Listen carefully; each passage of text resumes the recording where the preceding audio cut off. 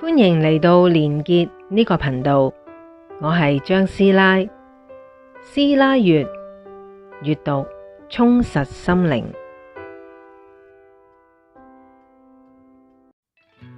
當心跳停止，醫學上判定死亡嗰一刻，究竟發生緊咩事？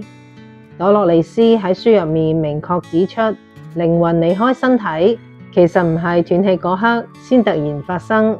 對於好多飽受病痛折磨，又或者老死嘅個案，喺生命跡象完全消失之前，靈魂一早已經慢慢抽離。呢個過程好溫柔、好自然，就好似嬰兒出世嘅逆向過程，唔係進入身體，而係離開身體。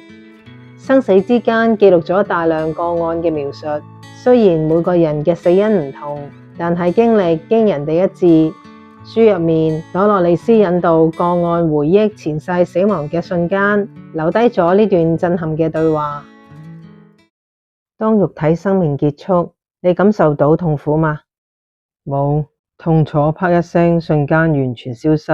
我只係覺得自己好輕，慢慢飄咗去半空，停喺天花板附近望返落去，望住下面自己嘅身體，你心入面諗緊乜嘢？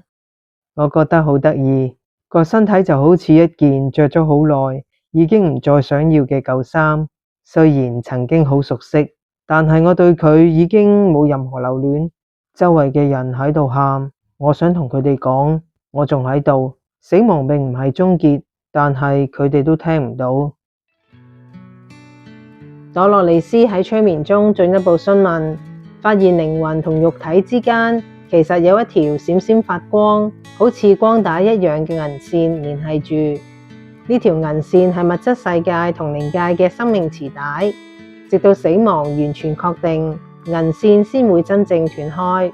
呢個時候，地球嘅時間感會完全消失，最後靈魂會感到一股好溫柔、好自然、好似磁鐵一樣嘅引力，將佢哋帶向一個充滿光嘅方向。